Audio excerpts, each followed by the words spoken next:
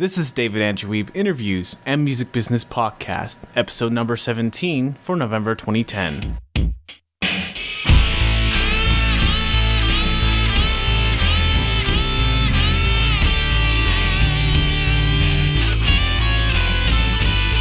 Andrew Wiebe Interviews and Music Business Podcast.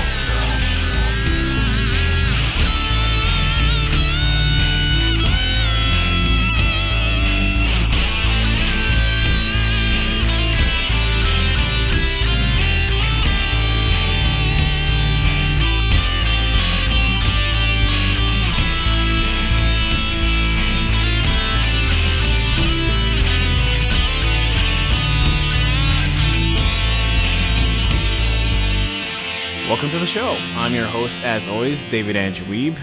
It is a terrific sunny November day out there.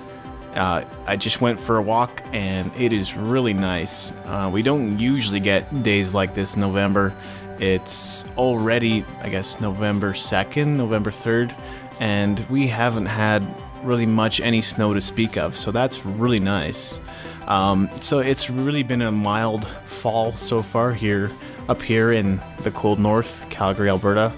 But, I like it. I can definitely appreciate it considering how cold winter can get sometimes.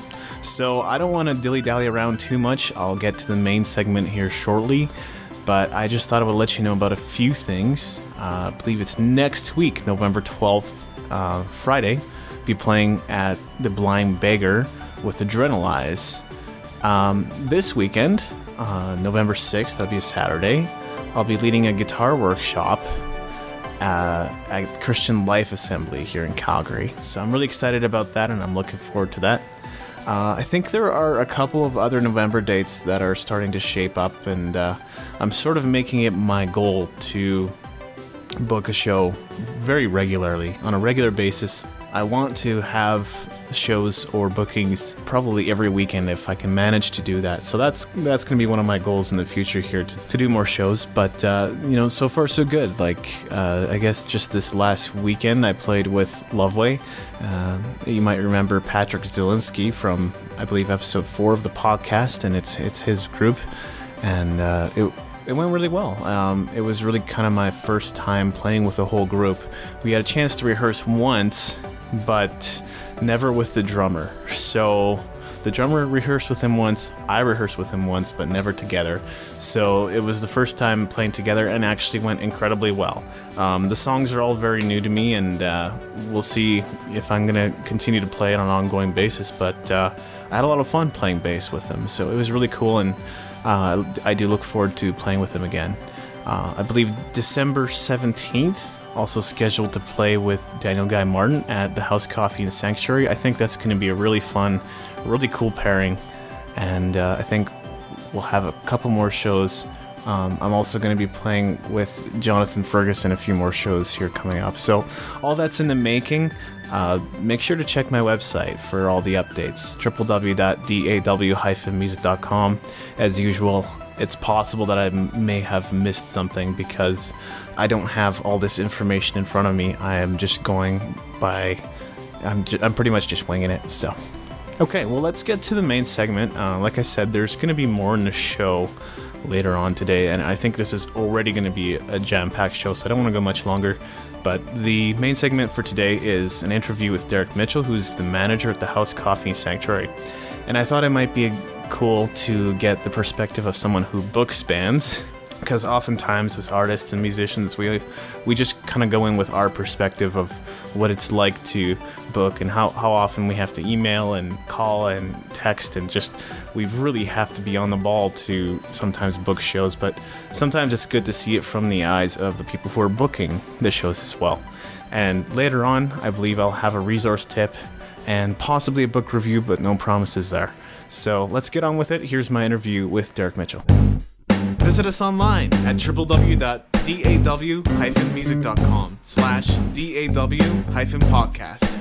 And don't forget to spread the word. Tell your friends about this podcast.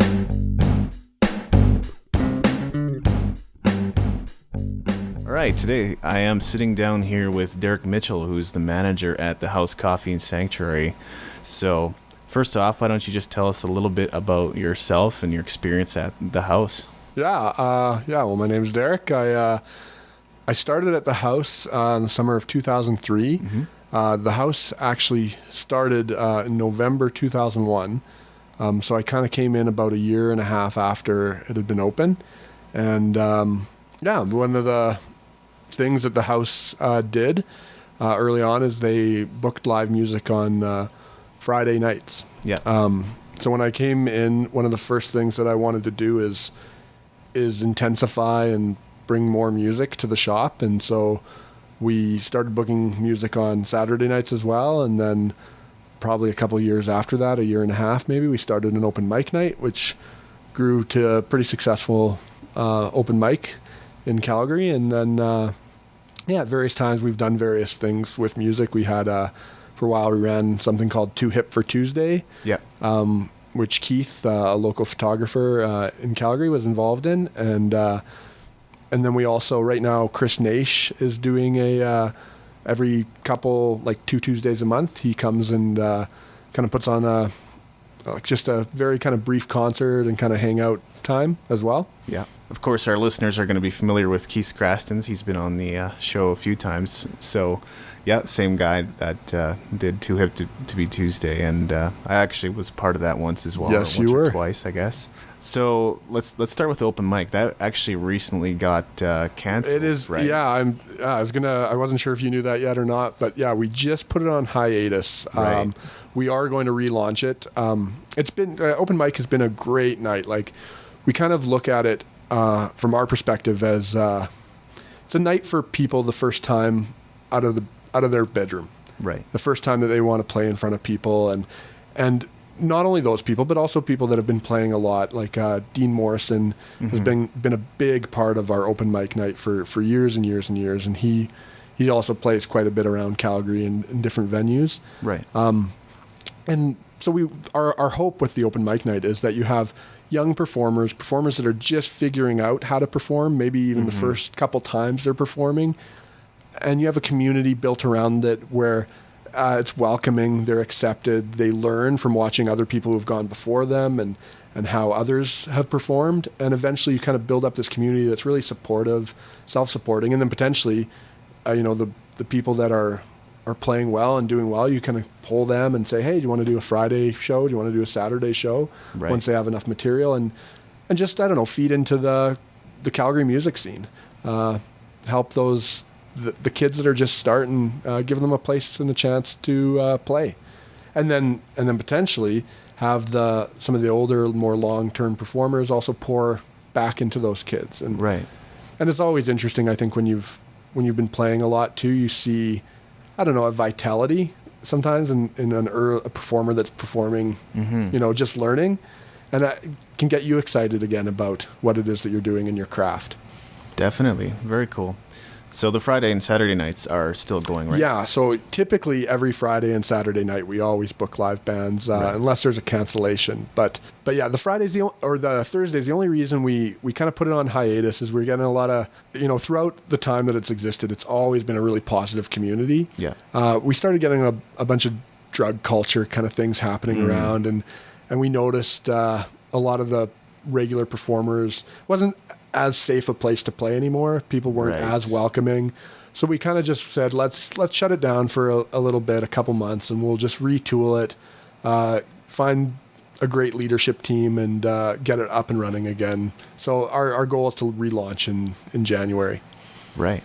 But yeah, Fridays and Saturdays are still going strong. Awesome. Wide variety of acts. Like, you have played many times, and it's your last show, our staff are still raving about.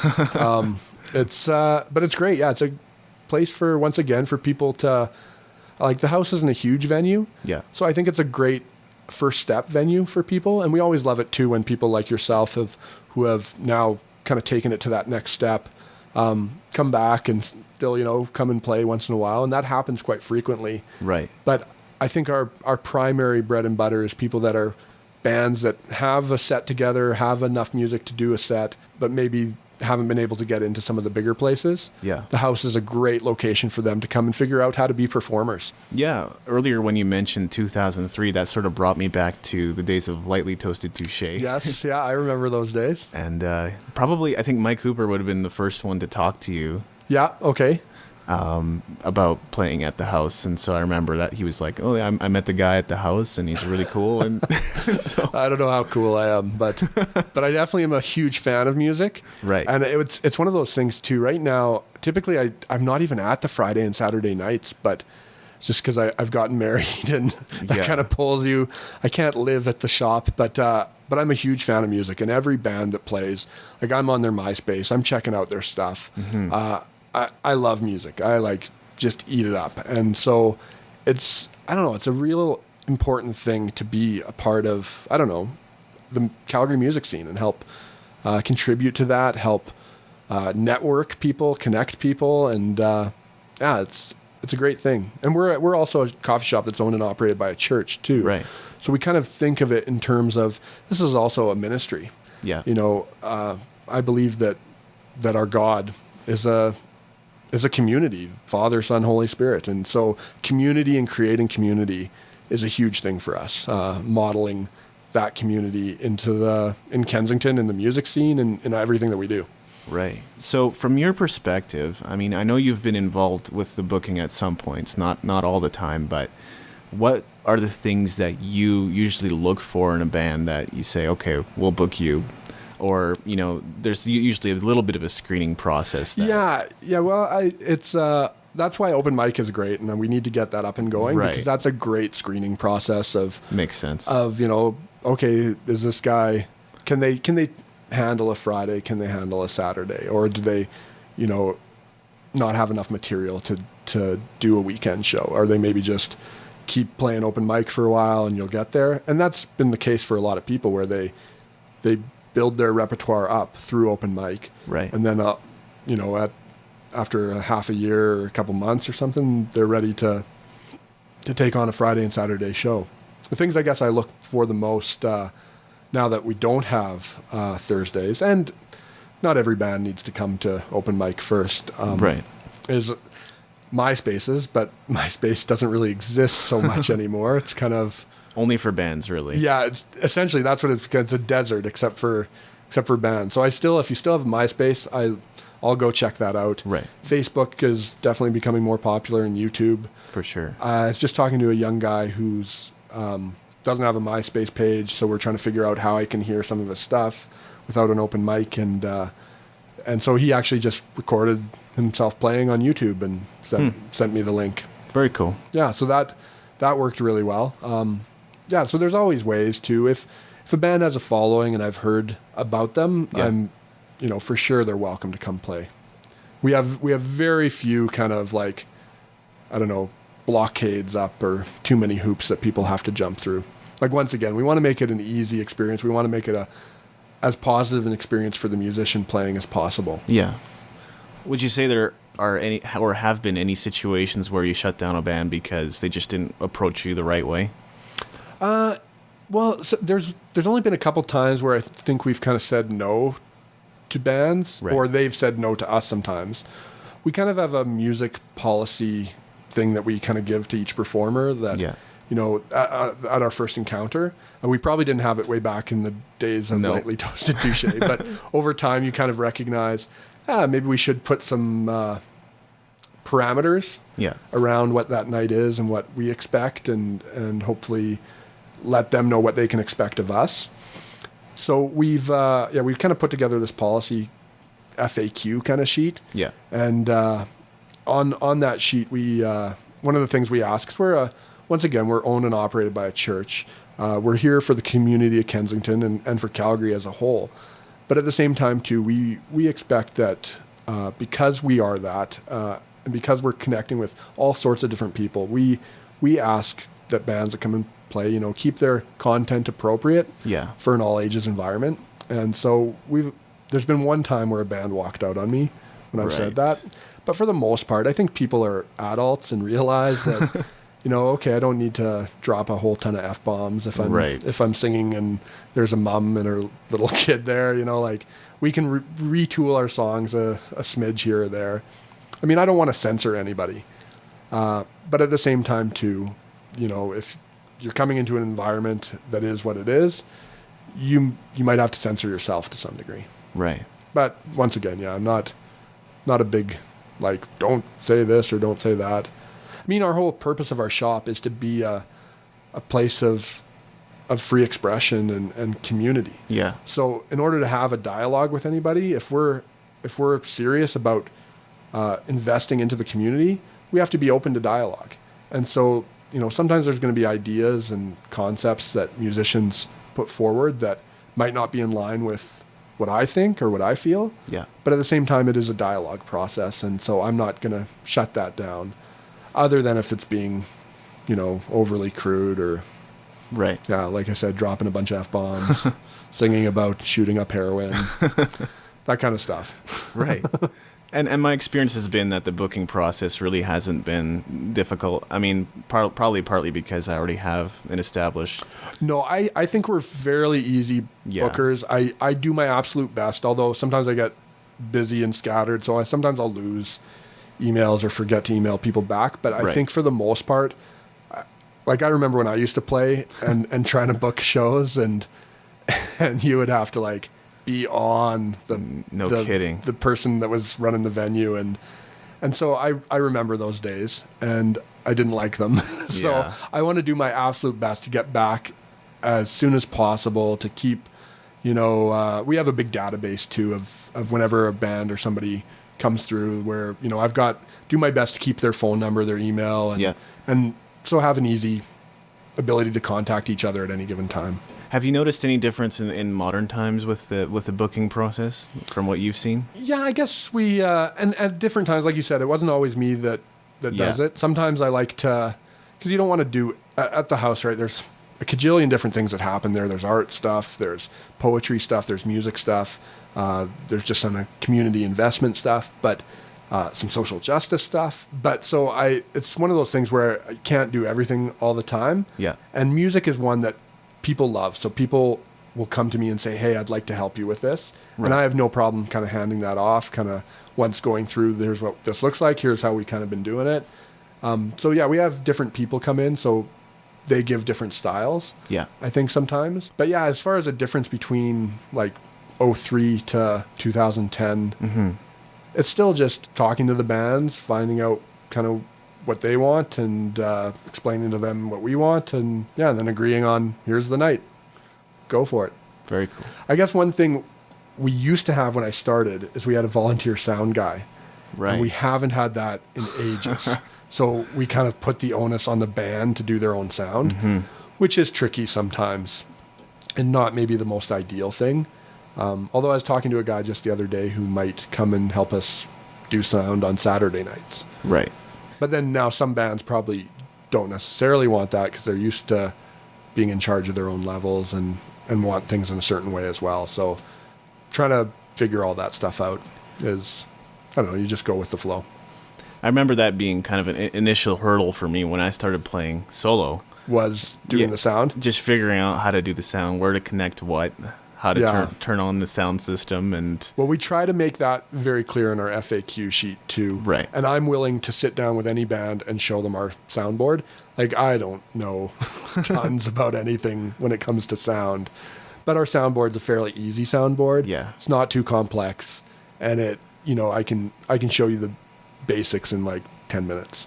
And that's what I was going to say is, like, ultimately it wasn't very complicated to figure out, and especially in the early days when I was still playing with Christopher Connolly there. Yeah, and he used to know the system. He did sound for us for a little bit. Exactly, right. Yeah. So, very cool. So, I mean, the house has come up in conversation a lot on the podcast. I mean, that's awesome. I'd venture to say maybe a dozen times. So, from your perspective, why would you say that is?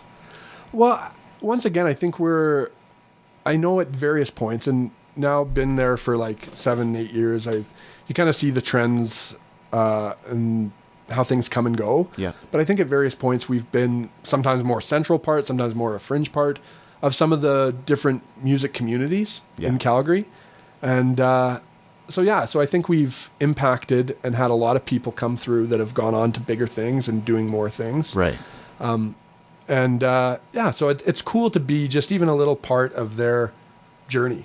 Like, it's cool to be a part of your story. Right. Like, I look at what you're doing now and I think this is amazing. Like, you're recording stuff, you have your own studio, and you actually do recording. You've given free recording time to the winners of our open mic challenge, which we do every year. That's been very cool. Yeah, and from us too, it's awesome. And it's just very cool to keep those relationships going, and at the same time too, see where people go. Like, it's been sweet. When we shut down open mic, I sent out a message on our Facebook, our music page, and I got a lot of responses from people that were like, the house was the place where I played my first show, and I played my first time ever playing like live was at open mic, and now I'm touring across Canada. Right. Like, one guy sent me a message like that, and I was like, that's amazing to be a part of his journey and totally, and have significance in his musical life. Yeah, definitely. As Red Flame, it's been cool to be a part of that whole process as well, and recording a couple different bands. I guess last year would have been Calliston Cavalier, and with Distance Bullock, who is now, they were a Fortunate Few, and then they're Bring Fire, and I'm not sure what his current band is called now, but I know he's still playing around town as well. I think when we talked to him initially, he said he was playing in something like 5 bands or 6 bands and living out of his car. So it was like, wow, okay, this guy's got to be pretty busy and probably intensely creative as well. Yeah, well, he played at our last Music in the Park with his new band, which at that time was called Bring Fire. Right. And it's cool to be a part of a scene, I guess. Because a scene, in some senses, it is a community. Yeah, totally. And that's what the house is about, is we want to foster and create community, and we want to bring Christ's love and grace to that community that we're a part of. Yeah. And so to be a part of the artistic music community in Calgary, it's awesome. And to be a place too that's an incubator for performers and a place to learn, because there's not a lot of those out there. Like, even Darren from the Black Phoenix Orchestra, who used to play at the 2 Hip for Tuesdays a couple times. Yeah. I was talking to him one of the Tuesday nights, and he said to me, if there was a place like this when I was a kid, I would have loved this. This would have been perfect. Because when you're underage, you can't go and play in the bars.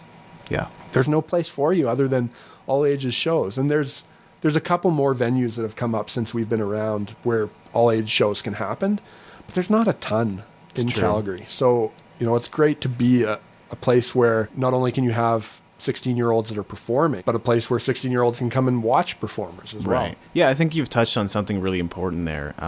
More often than not, at least with the major venues and major labels, they're always looking for an artist that's more or less complete, like in their final form.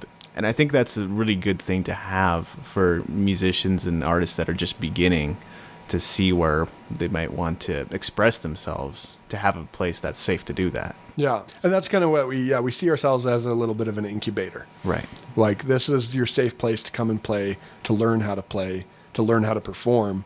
And hopefully you'll come back when you're off playing the Broken City and stuff like that. Right. So I know you've touched on this a little bit already, but what would you say is what makes the house unique? I think it's because we are focused on being the hands and feet of Christ, being Christ's grace and love to people. So although we are owned and operated by a church, we definitely are not exclusive to Christians. In fact, we don't want to be a Christian hangout. Right. First Alliance kind of started us with and that's the church that funds us, with the idea of being, churches can become very inward focused. Yeah. And kind of insular. And so the idea of the house is, let's get out there and connect with people that aren't going to come into a church, or might even avoid a church. Yeah. And let's actually physically, tangibly be love. Let's physically, tangibly be grace. And how does that play out? How does that play out with music? If we have a stage, how do we be Christ's love and grace to the musicians that come and play in our venue? How do we, treat them with respect and grace? How do we foster community? So kind of everything that spills out of the house, that's the basis. Right. That's kind of our rock that everything we do out of spills out of Christ's love. I mean, I know there have been several times for me when I've spent an afternoon in the house, and definitely the kind of people that you see there, you wouldn't necessarily expect to see in church. You've got your punk kids, you got your skater kids, you got the homeless, and all kinds of people there really hanging out. So yeah, I'm so grateful I get to work there, because I just look at my friends now, like the community around me, and I know homeless guys that now used to be bank robbers. Right. Like I know like punk little kids. I know graffiti artists. I know like there's just all these amazing people that as you get to know them and as you share with them and connect with them, you find as much as you're impacting and helping them, they're doing the same for you as well. Right. They're changing you and making you into a better person as well. So I love that kind of mutual building up that kind of happens. And yeah, you're right. Our shop at any given time is very diverse. A lot of different types of people come in, but that's cool. Yeah. We want to be a sanctuary for the community again. So whether it's a street kid, whether it's a businessman, whether it's a lady from the neighborhood, whether it's a musician, we want to be a welcoming place for all those people. Right. And it's good coffee. I have not been disappointed with Mountain View. Yeah. Awesome. Yeah. It's actually a local brewer, Mountain View Roastery, just in Didsbury. I think it's a labor of love for them, and they're UFC profs during the week, and then they also have this roastery it's awesome. There's so many great fair trade coffees, and they're involved in some things like Cafe Feminino, which helps empower women farmers in South America. So that's another side of the house. We're very invested in fair trade and fairly traded products. Right. I know at one point there were other kinds of events going on besides music at the house. Is that still true? In fact, as I was leaving and telling one of my friends in the shop that I was coming to do this, he's like, you need to give a plug for my event, which is happening this afternoon. And I know this will not probably be going on the day of, but yeah, unfortunately not till November, I think, but that's okay. So, but in November, whenever you hear this, on Fridays, we're having a parents group, or it's called Kids Bridge. Okay. So it's kind of like for people, like whether they're grandparents, moms, dads, to connect, talk about kids. We have a lot of the like younger street kids that come into the shop, some of who have kids of their own. Right. And so yeah, it's a chance for them to kind of get partnered up and mentored by, parents that, maybe have on their third kid, or, and also too, because being a parent, there's all this stuff that comes up where you're like, what the heck do I do in this situation? So once again, a community to kind of help you in those times and talk through things and be invested in you. So that's going on Fridays. We have an art group called Emmaus Friday mornings. We have a AA group that meets in the evenings on Friday nights that's skewed a little younger. Yeah, and it's open to not just for alcoholics, but it's kind of an AA-NA type deal. We also have every third Wednesday of the month, we put on a chili dinner at the community center at Sunnyside Hillhurst Community Center. There's potlucks on Wednesday nights. We have an art and justice thing on Monday nights. Chris Naish, like I said, is playing twice a month on Tuesdays at like 8 p.m. So come on down on a Tuesday night, and you're probably going to see him. Right now, with open mic shut down, we don't have anything on the Thursday, but we do have a group that comes and does drawing and stuff, and you're more than welcome to kind of join in with them and do art, draw. And then we have a open mic poetry night, the first Sunday of every month. Right. So I think that's most of what's happening right now. Cool. Well, that's actually a fair bit. Yeah. And, yeah. I told somebody that's what we're doing, and they were like, "When do you go home?" I'm like, "I don't do it all. I just act to help facilitate." Yeah. So I'm involved in some of that stuff, but not everything. Otherwise, yeah, I wouldn't be going home. That's the thing, because whenever I go there, I'll see you during the day or the afternoon, but not in the evening usually. Yeah, I'm usually there. I sometimes like on Thursday nights, sometimes Sunday nights, and Wednesday nights, I'm always there. Right. Or at the community center for the chili night. But yeah, if you're in Kensington, Wednesday nights, third Wednesday of the month, man, come. It's awesome. Free chili, as much as you can eat, and just come sit down. You'll meet some really interesting people. A lot of the street culture people in Kensington come out to that. So yeah, you'll hear some great stories, and yeah, it's a chance to connect with people and find out who they are. And there's always some interesting art on the walls of the store. Yeah, the Emmaus group does a great job, and they're open to, they meet Friday morning, so if you're interested in doing art, they do some classes even, where you can come in and Sharon Sargent, who runs that, she's this older lady, but she's awesome. She's like a courtroom sketch artist who was also nominated for a Nobel Prize because of her art. She's just an amazing artist. Right. So she kind of heads that up. And yeah, so if you're an artist and you want a show, you can come to the house, talk to me, send an email to me, and I'll get you in touch with Sharon. And so we also, yeah, every month the art in our wall changes. Very cool. Yeah. She did a graffiti show because she's this older lady and she's sweet and gray hair. And there was a graffiti show that went up that she was helping with. So she made her own tag, which was awesome. I was just like, that's the coolest. Right. Earlier you mentioned Chris Naish, and of course he's actually been on the show too. Yeah. The unfortunate part is his interview got cut off because I was recording it over Skype, and for some reason the audio quality just degraded after about a half an hour of the interview. Ooh, I'm just getting into the Skype. Right.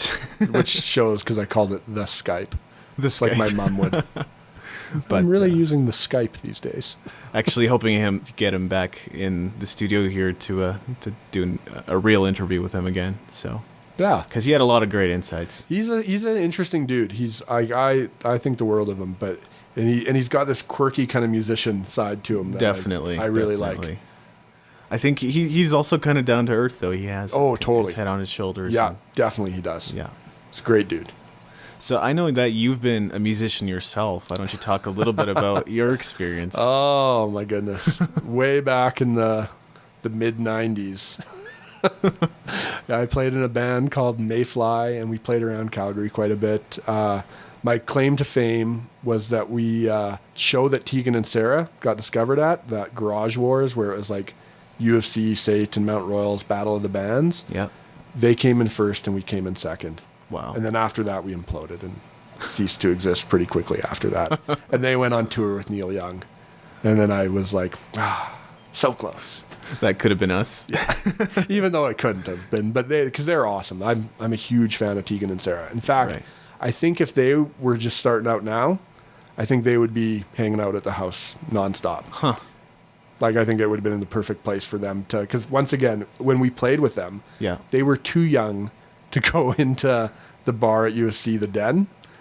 So they had to sit outside and wait for their slot to come up. Right. And then when their slot came up, they went in and played and rocked the place. And then we're done and had to go back outside to wait to hear how they did. So we chatted with them a bit, like the band that I was in outside. And I don't know, as I reflect back on that, I'm like, that's why the house is a great place for music is because a Tegan and Sarah, we would have loved to have them there. There would have been a venue for them to learn and play. And that's the thing is I've seen a lot of different kinds of music there at the house. It's pretty diverse sometimes. I mean, for the most part, I think it's more acoustic singer-songwriter type stuff. Definitely, mostly, but we've had like a social art plays there, and they're almost like an electronic Tegan and Sarah kind of vibe. Yeah, a lot of different things. Like we've had rappers, we've had like Tatenda Mumbo, who you just were recording, like it's kind of a reggae act play. Just all across the board. We've had comedians come do like sets. We've had just wide variety. Punk, emo. Yeah. Name a style and they've played. Country, bluegrass, rock jazz, all across the gamut, which I love too, because I'm not a fan of one particular genre of music. Yeah. I really like music in general.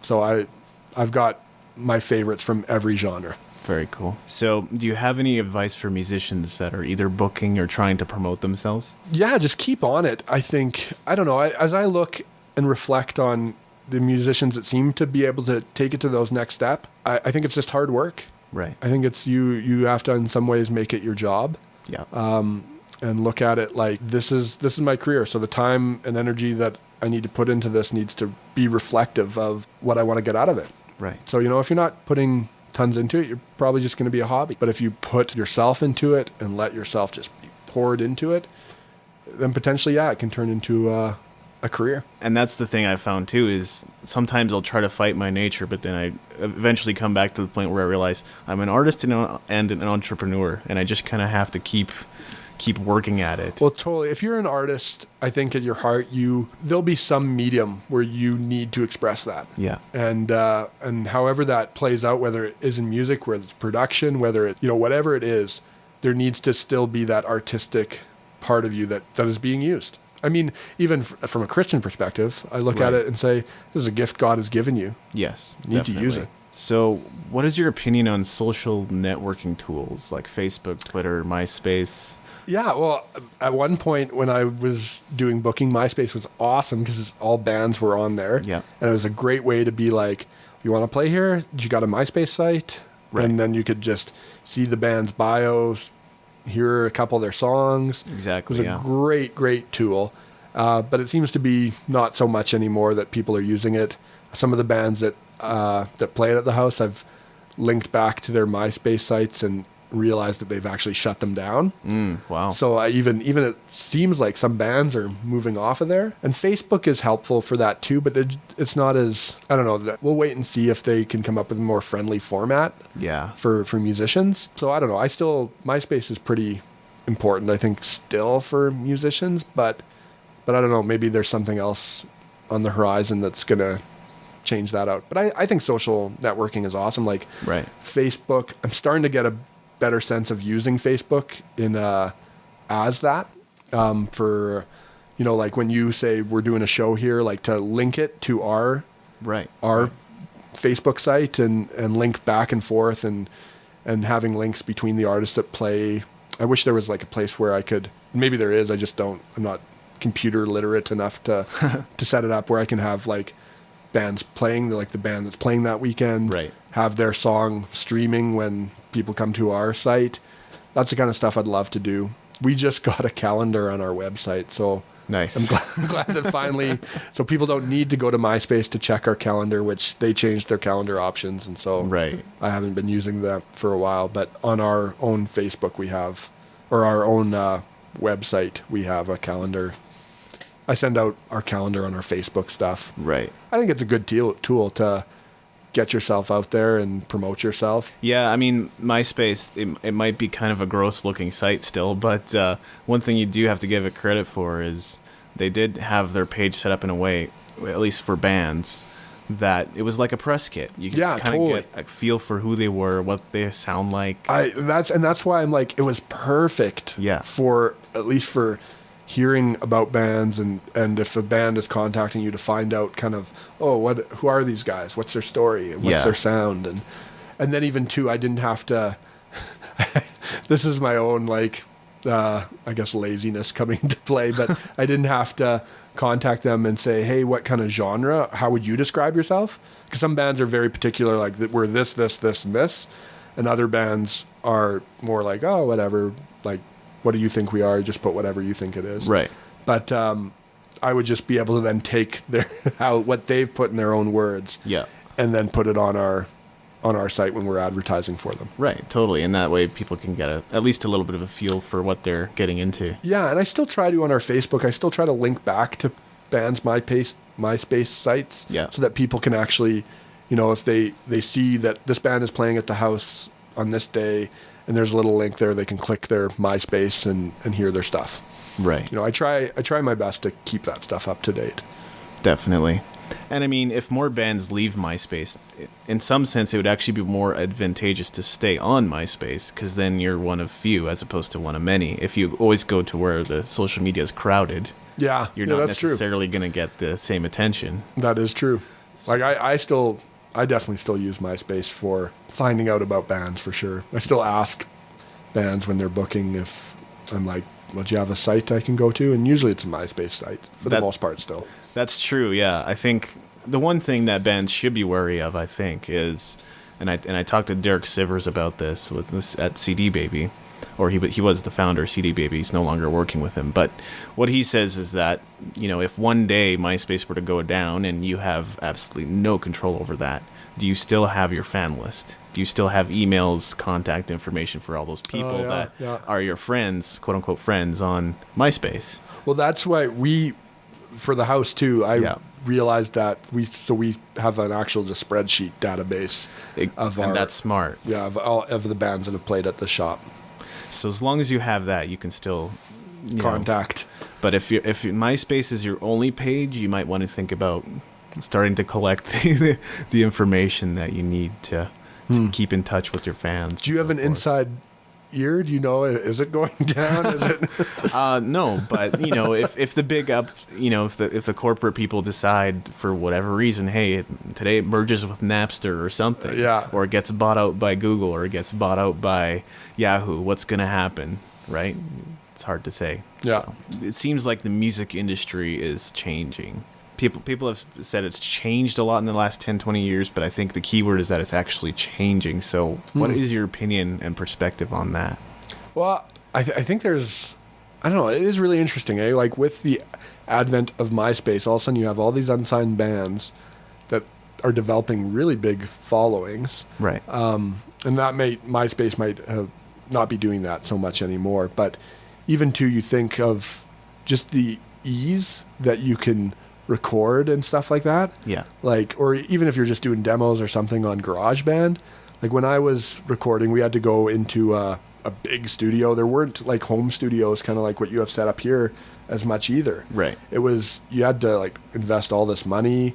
Like I was telling you earlier, we recorded on reel to reel, which is like super expensive, and it was good quality stuff. But you can do the same stuff now digitally. Definitely. And I don't know. So the ease of being able to just make your own songs and get something, at least something out there, is vastly different. Even like CDs, are they going to be around in another 5 years? Like it'll be all just MP3s or whatever format it is. Right. But it'll be all digital.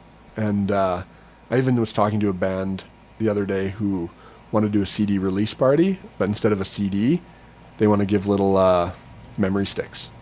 Will be there. Right. And they'll have album art on their memory stick, and which I was like, that's kind of interesting. So yeah, I think you have it more in the hands of the people, and less in the hands of the studios. Even with like what Radiohead's been doing, like releasing albums online. Wilco streams their albums before they come out, so you'd think they'd make less money, but they seem to be bigger sellers. So it's interesting. It's really, like you said, it's changing. Yeah. So I'm not a futurist. So I have, Nor am I. Yeah, I can guess, but I think there'll maybe be a collapse at some point of the big studios. At least the traditional way of. Yeah, like I read an article in Spin by, I can't remember the head of what studio, but he was talking about, he just didn't seem to understand what's happening. Like the shift that's happening. I don't know if they're so rooted in the way things used to be that they don't get it, what's happening. And if they don't get it, they stand to lose a lot. I think it was about a year ago, there was a post by, I think her name's Lily Allen. Yeah. Popular artist. Yeah. And she was just complaining about, okay, the way the music industry is operating isn't good. It's not working anymore. I can't make money because people are pirating my music, blah, blah, blah. And by the time she got however many comments on this post, it was just deleted because, But it's an outdated perspective, right? Because if you're an indie musician, there's still plenty of room to kind of create your own success if you're willing to work for it. And I think that's it too. Like I think you kind of hit the nail on the head. Like Lily Allen, not saying anything about Lily Allen, but for so long music has been, I think the studios turned music into a product. Right. Rather than an art. And so if you're putting out a product and it's Britney Spears or whatever, and there's 3 songs on it that are worth hearing and the rest are, filler, is somebody going to pay $25 for that product in, the record store when they can get that same product for free off the internet? Right. Or a lot cheaper. People are not going to be, they'll go where it's cheaper. But if you have art that's coming out, like a Radiohead album, a Wilco album, right, people are going to want to experience that. And so they're going to be willing to pay for it in some way or other. And so I like Radiohead, it'd be interesting to know how much money they got via their hard copies that they sold versus just the MP3 ones that they they sold. Well, I know Tom York a few months ago was quoted as saying the music industry is dead. Yeah, I mean, it is. In some ways, it is, right? In some ways, he's right. Yeah, it's just it's like the fall of Rome. It's just the scavengers are kind of tearing it apart slowly, and it'll still be around for a couple years. But right, yeah, it's not that it's suddenly there was like some kind of golden age where people were making tons of money and everybody was getting signed. It was never that way, and music has always been changing in so many different ways. Yeah. People were, when the printing press was invented, people were afraid, all of a sudden, sheet music's available to anyone, and totally. they can. But you have to be a piano virtuoso to play some of this stuff that the composers were writing. So it's still not the authentic thing. Same thing happened with tapes. Same thing happened with CDs. You can just burn and rip any music you like, and maybe that's it too. With all the ease that you can do this stuff and make music, you're taking out the middleman, which is the studios. Right. Like I read an interesting Rolling Stone article with Annie DeFranco, who she's an independent artist, has her own label, and it was about her and Lenny Kravitz, who's on a major label. Interesting. Right. She makes way more money than Lenny Kravitz, even though she's not out there. You don't hear as much about her. It's true. But it's because she owns and operates her own stuff. Right. So when she goes on tour, all that money comes back to her, and then she pays off out of that. It's not that she has to pay big, huge money up front to meet the costs of her marketing. Right. So it's interesting, like, that an independent artist can make a lot more than this guy that in your mind you think, he's riding on like jet airplanes all the time and he's never worrying for money. But the reality is maybe he is. Maybe he's using his advances to buy that stuff. And, right. So it's interesting. It definitely is interesting. Yeah. There's something to be said about collaborating. I think you can't necessarily do it all on your own. I know there's the emergence of DIY musicians, and I understand the whole perspective of that. But if you still have collaborators or a support group or people that, help you get to where you want to go, that's probably still key for people like Annie DeFranco. Yeah, well, I'm sure she doesn't.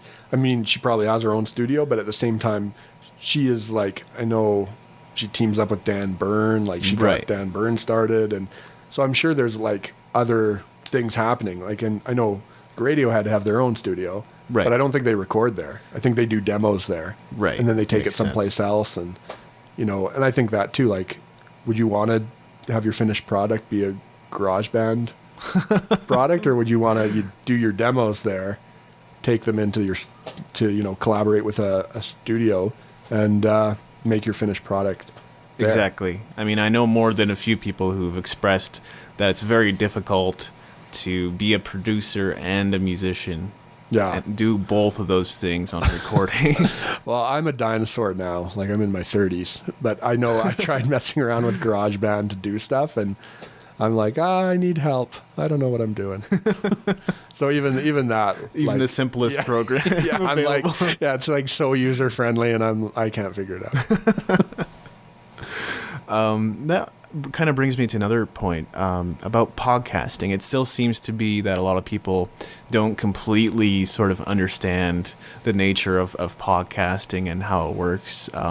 Maybe that's not so much true in other technological epicenters of the world, but in Calgary it seems like people are still like, what is that and how does that work? And they just think it's a radio show. But I mean, what is your perspective on podcasts? And well, there's a number I subscribe to. Yeah. I love them, man. You can listen to them at your own speed. Yeah. You can listen to them when you want to listen to them. Yeah. I think they're awesome. I think, and you're a pioneer here in Calgary doing this. Like, this is fantastic that you're having, like, you have Chris Nash and Keith and myself and all these different people that you're talking to. Yeah. Like, you're doing the same thing the house is doing. You're creating this community. That's what I'm trying to do. Yeah. So I think that's absolutely fantastic. And more, I think it is going this way. Like, TV is now, you can get a PVR or whatever, get Shaw or Rogers, but there's always that section on it where you can pick and watch what you want to watch when you want to watch it, right? And I think that's more where how people are going to consume their media. It's on their timeline when it works for them. So a podcast is perfect for that, right? It's not I have to tune in at noon Exactly. to hear this interview. I can go to your site and download it and listen to it whenever I want. Right. It's not like, oh, I missed this great thing that was supposed to be on CBC radio. You can actually catch it on a podcast now. Yeah. Download it, listen to it as many times as you want, all that kind of stuff. So Totally. And I love that too. Like, I know CBC sometimes will do concerts and stuff like that. yeah, Like, exactly. it's fantastic. They do so much interesting stuff. It's very cool. So any closing remarks? Just thanks for having me. Like, this is great. Thank you This has for- been a really cool experience. No worries. If people want to get in touch with you or maybe the house, how could they? You can go to our website, which is www.thehousecoffee.ca. Okay. Yeah. And then my email is dmitchell@faccalgary.com. Or yeah, just come by the house. I'm usually there Monday to Friday in the daytime. Wednesday nights I'm there. Chat with me, send me an email, give the house a call, and I'll get back to you if you're ever interested in playing or just finding out more about what we do. Cool. Thank you very much for being on the podcast. Thank you.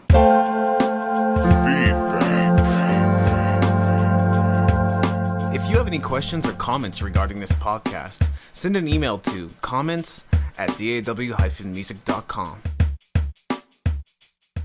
Over the last couple of years, I've come to realize that there are a lot of great resources out there for musicians, engineers, producers, and home recordists, many of which are completely free. I've been thinking that I would like to share these resources with you on the show. I've personally listened to or read all of the resources recommended in this segment. Today's resource is the Inside Home Recording podcast. This podcast is especially useful to home recordists and enthusiasts, but I believe there is something here for musicians and artists as well. The podcast, as the name suggests, covers the world of home recording. Not only is it quite entertaining, it's also educational. The podcast features ear training segments, 101 sessions on MIDI, gear reviews, interviews with a variety of engineers and musicians, and much more. Like me, even if you don't totally understand everything to do with studio recording, there's a lot that can be learned by osmosis. This has generally been my experience with home recording. Because I have been around it for such a long time, I've picked up a lot of things that I wouldn't otherwise know. As of November 2010, they have 83 episodes, so there's a lot of information that you can delve into, even if the earliest episodes harken back to 2005.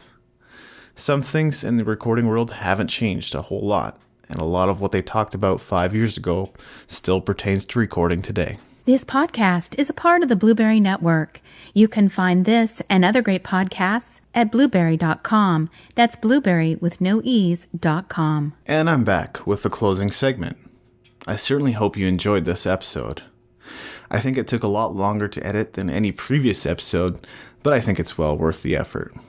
For today's closing segment, I wanted to talk a little bit about information overload. If you're anything like me, you really enjoy books, blogs, and podcasts. Unfortunately, it can get a little out of hand if you buy every book with a curious title or subscribe to every cool blog you come across. At one point, I actually had something like 400 new podcast episodes that I hadn't listened to in my subscription list. I had every intention of listening to all of them, but quickly realized how irrelevant many of those shows were, and I wasn't about to gain any new insights from listening to them. Ultimately, I decided to go on in an information diet. I purged and eliminated several podcasts from my subscription list in order to avoid overload. When you think about the fact that most podcast episodes last anywhere from 5 minutes to an hour, that's a lot of time that could be spent focusing on information that's actually relevant to you and your current situation, rather than scattered and segmented information that you have no use for right now. One strategy that has worked well for me is downloading individual episodes. You don't have to subscribe to an entire podcast feed in order to hear one or two of its respective episodes. This enables you to hear discussions on topics you want to hear right now.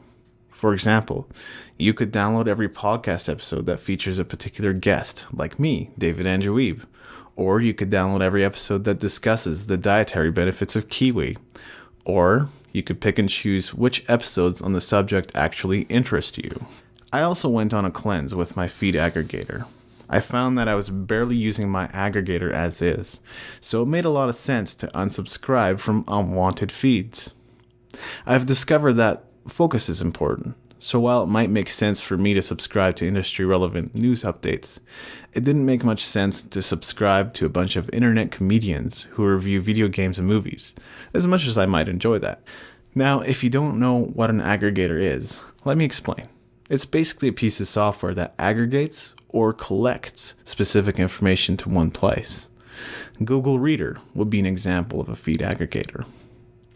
All this might sound a little foreign to someone who hasn't spent much time on the internet, but most of us have a list of our favorite sites, so it's a good idea to keep a perspective on what's important, rather than subscribing to everything in sight. Well, that's all for today. I look forward to your emails. You've been listening to the David Andrew Wiebe Interviews and Music Business Podcast, broadcasting from Calgary, Alberta, Canada.